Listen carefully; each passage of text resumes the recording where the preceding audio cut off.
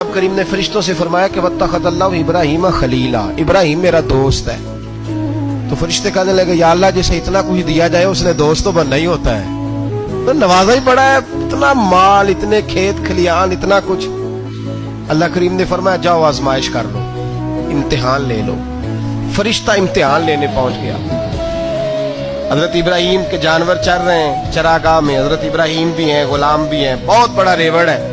آپ تشریف فرمائیں۔ ایک فرشتہ آیا تو کھیت میں چھپ کے بیٹھ گیا اور بلند آواز سے کہنے لگا سبحان اللہ والحمدللہ ولا الہ الا اللہ واللہ۔ یہ تسبیح بڑی پسند ہے، محبوب نے ان کی فضیلت بیان کی۔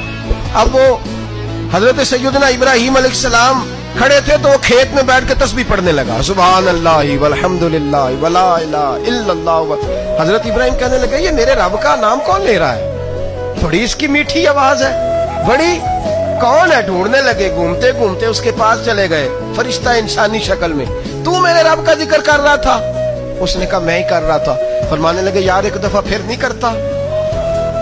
تو کہنے لگا ابراہیم پہلے تو میں اپنی مرضی سے کر رہا تھا، تو کہتا ہے تو پیسے لگیں گے، پیسے ہیں تو کر دیتا ہوں۔ حضرت ابراہیم کہنے لگے بول تو کیا لے گا؟ میرے اللہ کا ذکر سنانے کا کیا لے گا؟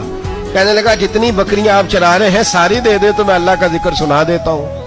اور آپ نے فرمایا بس جا تیری ساری ہوئی، میرے رب کا ذکر سنا۔ اور پھر شروع ہو گیا سبحان اللہ الحمدللہ ولا الہ الا اللہ واللہ اکبر۔ حضرت ابراہیم علیہ السلام کیف میں یار پھر ذرا سنا، نا علمہ وچ پھسا سانو تو یار دی گل سنا سا، ذرا دوبارہ سنا۔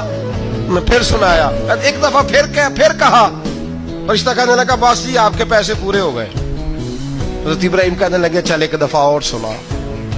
کہنے لگا پیسے لگیں گے، تو کیا لے گا؟ کہنے لگا گائیں بھینسیں ساری میری۔ فرمایا بس یار اتنی قیمت، تو سنا صحیح، سارا کچھ ہی تیرا۔ پھر شروع ہو گیا سبحان اللہ والحمدللہ ولا الہ الا اللہ واللہ اکبر۔ گائیں دے دیں، بھینسیں دے دیں، وہ ذکر سناتا ہے۔ حضرت ابراہیم کبھی مچلتے ہیں، کبھی روتے ہیں، کبھی آہیں بھرتے ہیں، تو میرے رب کا نام لے رہا ہے، ذرا پھر سے لے۔ کیف جاری ہے۔